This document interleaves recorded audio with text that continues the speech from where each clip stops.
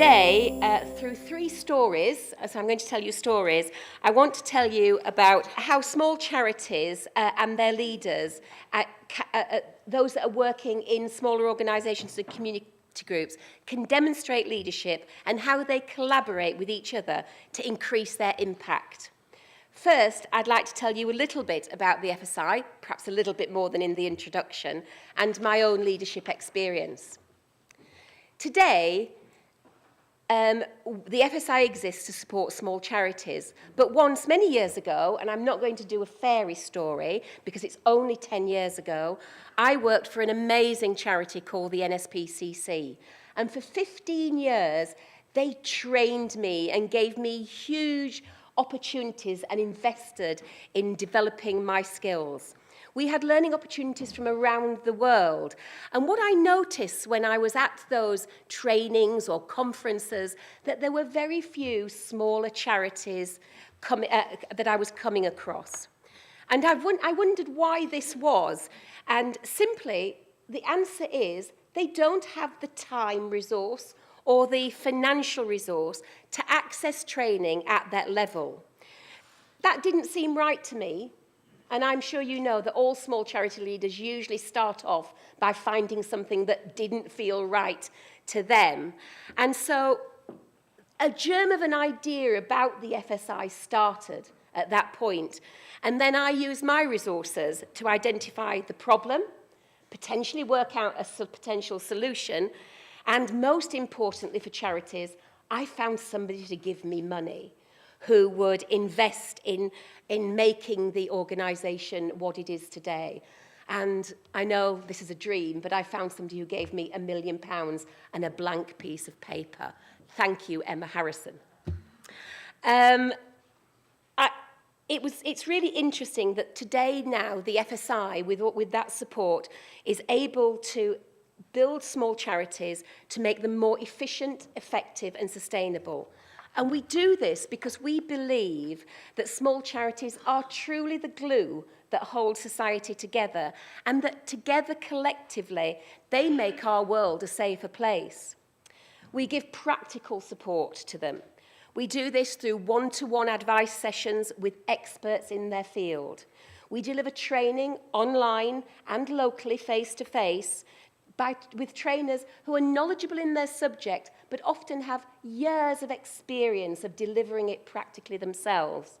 We offer places at conferences with leading speakers, and we leverage the voice of small charities through highlighting their issues and concerns raised with us through the Small Charity Index. And we use that information and that data to tell people at a national level, national and local government and other influencers about the things that small charities are experiencing. One of our biggest programmes, but perhaps not our most well-known programme, is that we champion the work of small charities, facilitating the largest annual celebration of small charities in the UK. It's Small Charity Week, and it happens in June of each year. We do that, and we do so much more. We deliver, I believe, real value. With almost 7,000 organisational members, who are small charities themselves with a turnover of less than 1.5 million a year. In 2016, we made available over 6,000 learning interventions. This, combined with our influencing and policy activities, delivered a total value into our sector of 2.9 million. For small charities, not bad for a 10-year-old. The FSI is passionate about small charities. But where does leadership start? I was recently awarded, as you've seen, a CBE for services to charity management and young people. And whilst it was a huge honour to be recognised, I know that that award came as a result of standing on many people's shoulders and being given opportunities in my life to lead, specifically from a very young age. I truly believe that my first leadership skills were nurtured over 50 years ago, watching and listening to my guide leaders. These amazing women encouraged me to take up challenges, and I relished all of the ones that they set for me. Guiding is an amazing movement and encourages young girls across the world to take up leadership roles. I've continued, even though I've no girls myself, to be involved with guiding my entire life. Most recently, I'm a member of the Olive Baden Powell Society. It sounds very grand, but it allows me to keep up to date with the leadership programs that they're running to encourage girls across the world to become future leaders. My first story is about girl guides achieving absolutely significant change. Rwanda, Burundi, and the Democratic Republic of Congo have all experienced some of the world's most violent and devastating civil wars. Entire nations have been torn apart by ethnic fighting. You might wonder why, and I mentioned this when I'm going to talk about Girl Guides. Indeed, you might also wonder how, or would, or could Girl Guides be involved in such events. But they have been. As the rest of the world looked on at the horrifying aftermath, Girl Guides from across the region decided that they didn't want to be responsible for having done nothing. They wanted to rebuild their communities to give the fragile peace that had been found a chance to last. Girl Guides decided to take action. From across the region, they were trained to bring women together from different ethnic backgrounds. For the first time, meetings were facilitated by the girls and young women, opening up dialogue between women whose husbands had been responsible for killing each other's families. They talked, and through talking, realized that despite their history and their enormous suffering, they could not afford to sit back. They could not hold on to their differences and do nothing. It will be them, the women's responsibility, supported by these amazing girls, to rebuild their lives and the lives of those in their communities. The meetings grew into comprehensive peacekeeping projects, delivered in the region by 21,000 guides aged between 15 and 25. They carried out many practical activities, including setting up peace and reconciliation clubs or peace and reconciliation days for young people from different ethnic backgrounds. In the words of one of the guides, the project was a concrete response to the reality in our region. It was necessary to find a way to bring people together from the different tribes and nations to get to know each other. The leadership demonstrated by the guides created safer communities in which to live and to grow. The leadership that these girls took to promote peace in their communities was not only inspirational, but also demonstrate the huge impact of how nurturing leadership skills in young people can change the world. Whilst my own leadership experience pales into insignificance compared to those girls, I believe that the guides in Rwanda, Burundi, and the Democratic Republic of Congo truly were set on a road to future leadership, and I would be not surprised at all to see some of them leading our world tomorrow.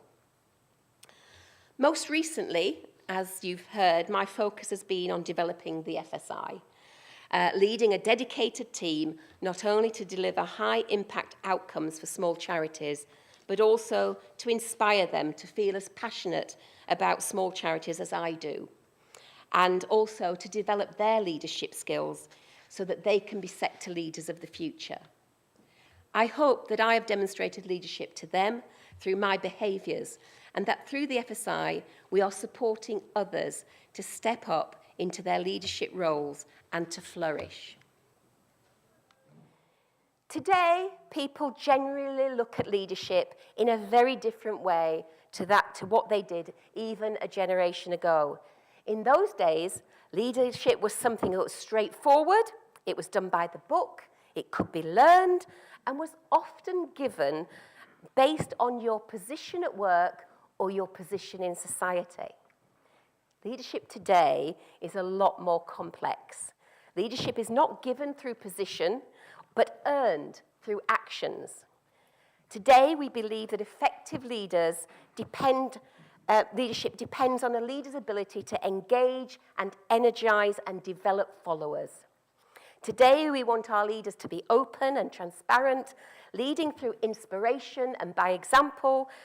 And today, we want leaders to provide direction, but also encourage and embrace involvement in that direction from others in that decision-making process. Today, we want our leaders to provide room for those around them to grow and to flourish and to be the leaders themselves in the future. As we sit here today, some of the most influential positions across the globe are not necessarily filled by those who we view as being great leaders. I'm sure you can all think of one or two. So whilst leadership itself has become more complex, the behavioural traits that we now expect from our leaders are widely recognised across society.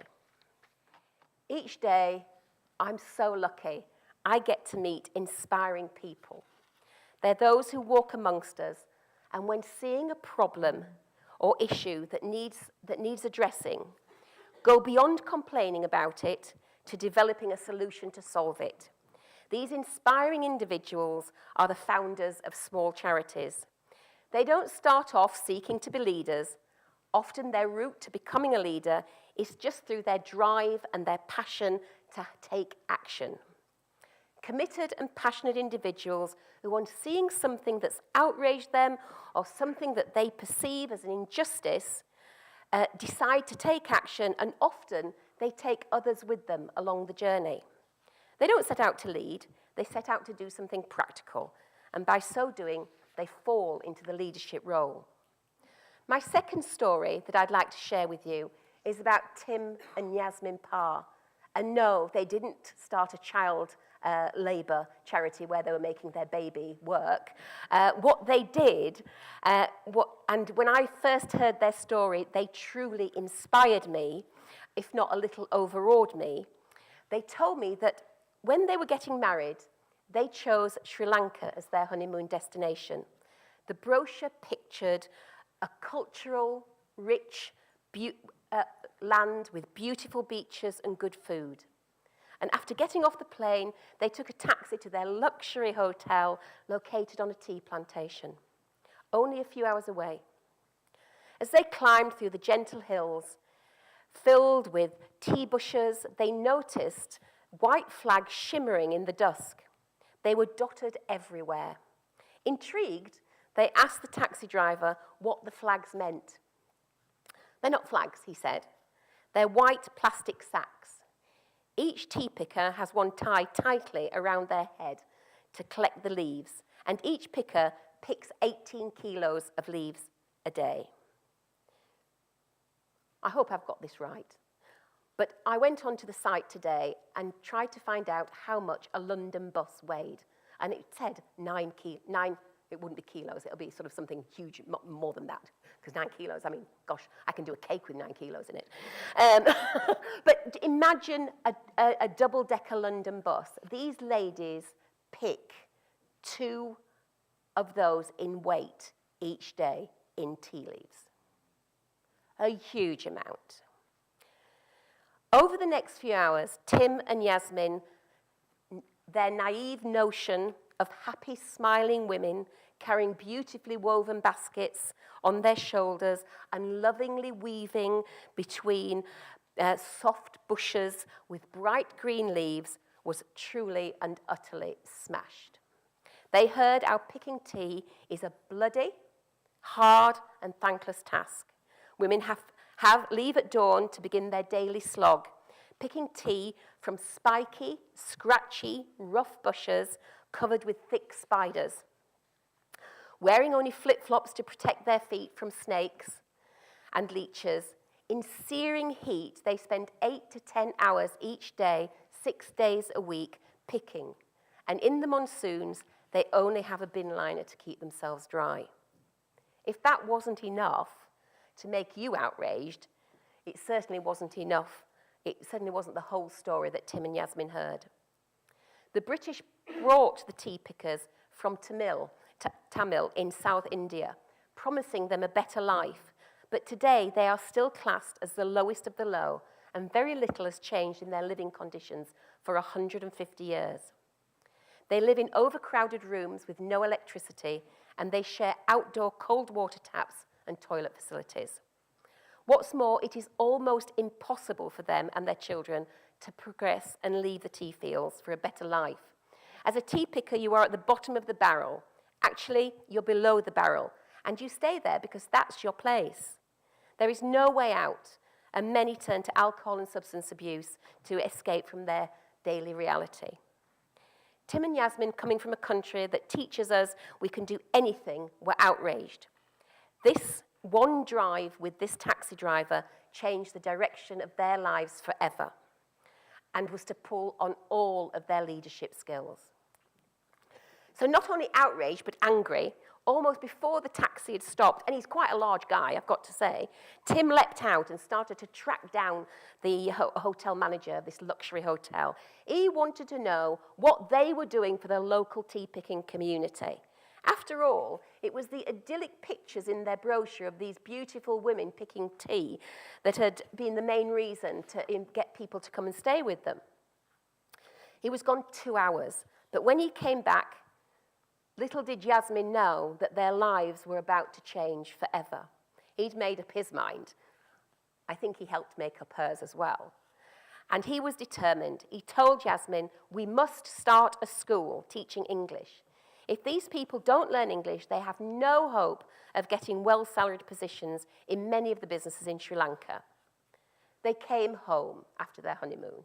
They sold their possessions. They found people who believed in their vision, and they raised funds through family and friends. And on that most amazing day that I think we will all remember as President Obama was being inaugurated, two small figures, I'm going to get choked up because I do every time I think about this.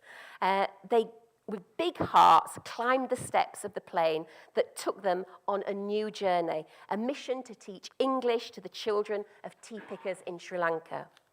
Tim and Yaz had to use all their leadership skills as they worked their way to where the charity is today. They devised a plan to solve the problem.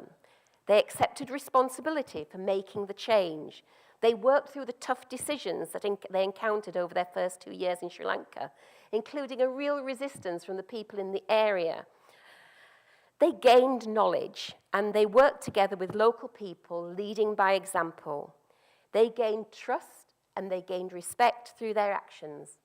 And when the first English-speaking students graduated, they embraced their talents. They encouraged them to take responsibility and trained them to be the teachers of the future. Tim and Yaz had the vision, and through their principle-centered leadership, brought along others with them to make that vision a reality. Taking people with you is the start of your collaboration journey. You seek to influence others to bring them to a point of understanding on the issue that you're passionate about in order to gather different perspectives to solve an issue or a problem. The leaders of small charities that I meet understand that the coordinated efforts of many can accomplish so much more than their own efforts alone. So today, I wanted to briefly share with you what it means to be a leader in a small charity and how small charity leaders feel about the mantle of leadership that they've been given and how they find strength and inspiration by collaborating with each other on the road they've chosen to change the world in some way for those they seek to support. So Tim and Yaz aren't the only two of our 6,000 plus 7,000 members. And I promise you that each day we meet people who are just as determined doing things across the UK as them. We offer through the FSI leadership and collaboration training, and almost everyone who comes on the leadership programme has come to leadership through a different route. But they all seem to have a common thread running through them that they share. They tell us that they feel like a very small cog in a very big machine, and that they're not sure that they're significant enough in the bigger picture of things. They say they don't have a background with lots of networks and connections to influencers, and that they may not be able to make the change that they envisage happen. And they feel lonely often and isolated because they often work alone, and it's very difficult to work alone and not be able to bounce ideas off other people. With these feelings, they come along to the training. They come to find direction, I believe, to talk through the issues with others in a similar position to themselves who might also be struggling, or with people who are further along the leadership journey and may have overcome some of the problems that they're now facing. And they want encouragement to continue because it is a thankless thing that they're doing. And importantly, they want affirmation that they do have the inner skills and strengths to live up to the leadership roles that they're being asked to take on. This coming together is very important for them. Immediately, they find others experiencing similar issues. They find connections to those whose causes overlap with theirs. I'm sure today you found lots of people that you want to keep in touch with. They begin to see how coming together with others, they can join their voice and speak out more loudly on issues affecting their beneficiary groups. Equally, because we deliver training locally across the country, they meet other local leaders and find allies so that they can speak out on local issues and local problems, such as the local commissioning environment, the increased demand for local services, and importantly, the loss of the local infrastructure that is so important to small charities throughout the UK. Before they came to the training, they didn't know each other. It's the coming together that makes them realise that they're not alone and that they can, if they collaborate strategically, make a bigger difference. Their view of being a small cog is no longer true. They recognise that many small cogs together, many leaders of small charities coming together can deliver change. As small charity leaders, they begin to know the value of collaboration with each other, but finding the right collaboration partner can prove difficult. For those of you who've tried, you will know that. We tell our members that the first step to collaboration is knowing your own organisation and being clear what you want to achieve through your collaboration. When the FSI started, we were clear about our objectives, but over the years, and often because of member feedback, the amount of additional services that we started to offer, the amount of additional things that we were doing just grew and grew and grew. However, no one can be good at everything, and it's exceedingly difficult to be excellent when you're juggling many things. I always remember my father, who passed away several years ago at 86, telling me, Pauline, you can be a jack of all trades or a master of none. But if you're a jack of all trades, you'll be a master of none. And I hold that because I sometimes think that in small charities, we have to live by that and not just follow and chase money because we think it's there, but keep doing the things that we know we do well and that we can be proud to give our beneficiaries. So in recent years, we've looked very carefully at what we're offering and tried to identify where we have the most impact and what our core strengths are. When you take that step back and identify your strengths, it's easier to look around you, to find other organisations who either have a better reach or better expertise in some of the programmes you share. And in fact, Amanda and I were just making an appointment to see each other in the lunch break because I'm sure that we should be collaborating even more than we already do. As a leader, you need to recognise that you need to collaborate. So together that you can make and support those that you all want to support much better and more effectively. You need to understand that collaboration, you can collaborate with a smaller organisation or a larger organisation because collaboration is about enhancing the capacity of each partner for mutual benefit and common purpose. It's about addressing issues and opportunities and about sharing resources with each partner making an equal commitment. It's not the size of activity, it's the equalness of the commitment that is the important thing. And it's crucial to hold that in mind when you're in a collaboration. The need to find the right partner cannot be underestimated, and so I know small charities must do their homework, keeping an open mind but clearly focusing on organisations that not only share your mission but your values is very important. Now, we did some collaboration research a little while ago, and interestingly, research is something that I think other people can do better than us. But I do think, and so I've been talking to a number of people about how we collaborate with them in order to use our resources and mine the data that we have in order to jointly or collaboratively deliver research. But our collaboration research concluded that not enough small charities are committing sufficient resources to the development of significant collaborations when the benefits of doing so prove vital to the continued successful delivery of services and the improvement and impact for beneficiaries.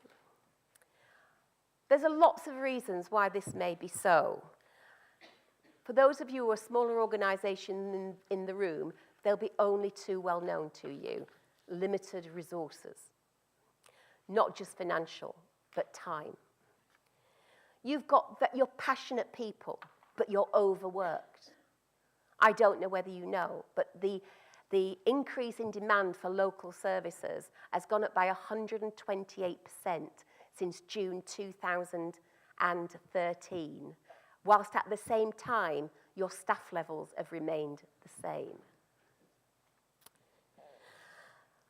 You often have trustees who may be risk-averse, unwilling to explore the possibilities or to take opportunities that carry any financial risk.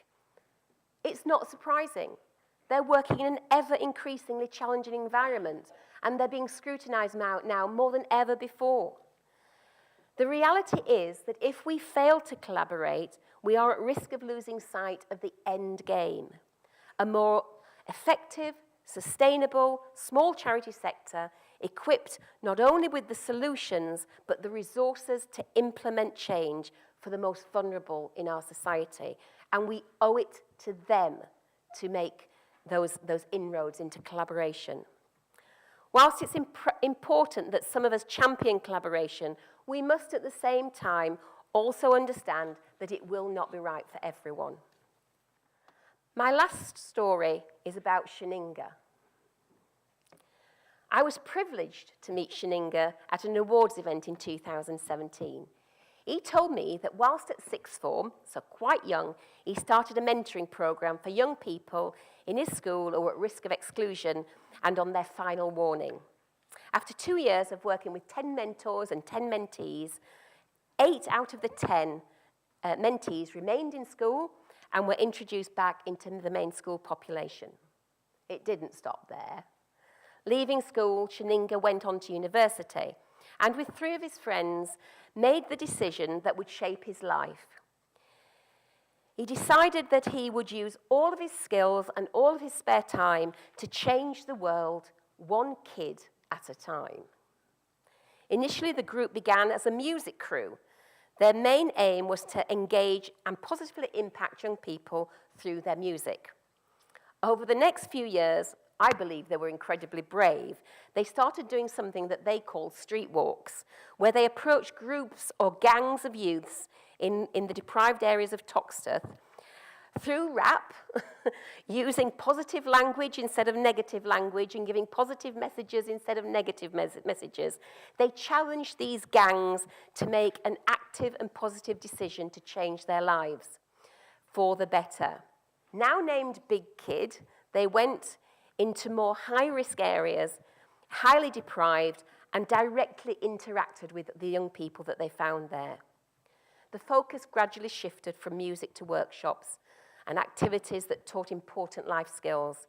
This was the early seeds of the Big Kid Foundation. Big Kid quickly began working closely with a couple of young people from Stockwell who came up with the idea of offering leadership workshops to empower young people to make good decisions.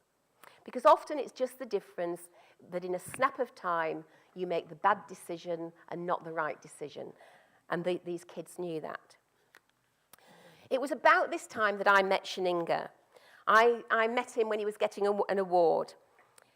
He started the charity Big Kid.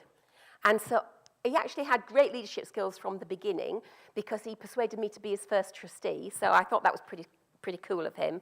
But, you know, after hearing Shininga and share their story, I think you will agree with me, they're great leaders.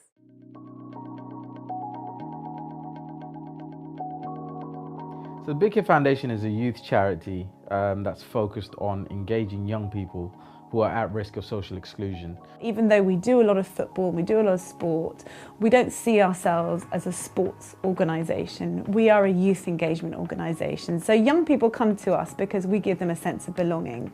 Focus has always been on how can we deepen the impact when we work with these kids? How can we reach them more?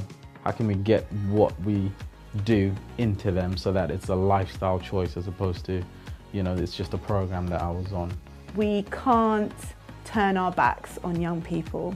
We have to stand up and be there for them. There are a lot of young people who just don't have anyone in their corner, championing their corner, pushing them forward. And Big Kid does that across all our programs. We're here to support these young people, to show them that actually someone does care. Someone wants you to win. Sometimes I pull them aside and talk one-on-one and ask them if they want mentoring. Because mentoring is very important, because they didn't open up and tell me a little bit about their lives as well, and troubles that they are facing within school, at home, or even on their neighborhood. One of the core things is leadership. So leadership is one of our core values, and with that, it's about understanding who you are and your place in this world, and how can you affect your life as well as the people around you. You'll also learn about respect. You'll also learn how to respect yourself and how to respect people around you and your bigger community, how to become a key stakeholder in that community. And you'll also learn the value of education, and that no matter how old or how young you are, you can always learn something from people. And you can also always teach people.